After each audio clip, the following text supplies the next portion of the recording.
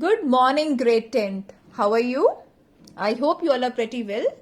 And I welcome you all in our social science class. This is the 15th session of our lesson number 6, Manufacturing Industries. And in today's video, we will discuss the question answers, part 3, question answers of part 3.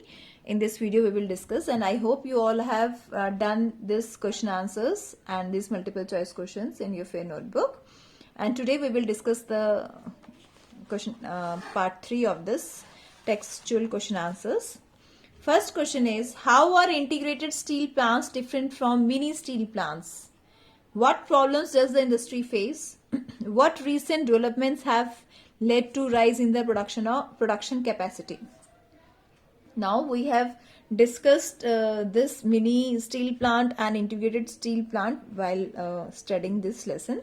Let's revise it again. Integrated steel plants are large and handles everything in one complex, from putting together raw materials to steel making, rolling and shaping. Mini steel plants are smaller, have electric furnaces, use steel scrap and sponge iron.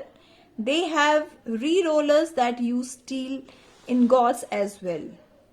They produce mild and alloy steel of given specifications. The challenges faced by the steel industry are high cost and limited availability of coking coal. This is the answer of third part of the question. What recent developments have led to? No, sorry, this is the second part of the question. What problems does the industry face? This is the second part of the question. The challenges faced by the problems faced by the steel industry are high cost and limited availability of coking coal, lower productivity of labor, irregular supply of energy, poor infrastructure. We have discussed all these parts in our earlier videos also. Now, what are the recent developments have led to the rise? Now, what are the recent developments? Liberalization and foreign direct investment have given a boost to the industry with the efforts of private entrepreneurs. Now, question second, how do industries pollute the environment? This is a very important question. Industries are responsible for 4 types of pollution: air, water, land, noise and thermal. So, air pollution is caused by the presence of a high proportion of undesirable gases such as sulfur dioxide and carbon monoxide. Smoke is emitted by chemical and paper factories. It adversely affects human health, animals, plants, buildings and the atmosphere as a whole. Second is water pollution is caused by organic and inorganic industrial waste and effluents discharge into rivers. Third, thermal pollution of water occurs when hot water from factories and thermal plants is drained into rivers and ponds before cooling.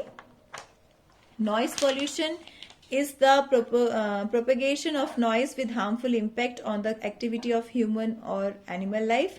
It results in irritation, anger, cause hearing impairment, increased heart rate and blood pressure. Now, what are the steps we should take to control of environmental degradation? By the following ways: minimizing the use of water by reusing and recycling it, harvesting rainwater to meet water requirements, treating hot water and effluents before releasing them in rivers and ponds. Particulate matter in the air can be reduced by fitting smoke. So all these are the steps we should take to control the environmental degradation. So this is all what we have discussed in the lesson and in the question answers. Dear students, please make notes of all these question answers in your fair notebook very properly without any mistake. And as I told you earlier that you are going to have your pre-board exams in the last week of the month, November. So please all of you get ready and make preparations for those pre-board, okay? Thank you class. Have a great day.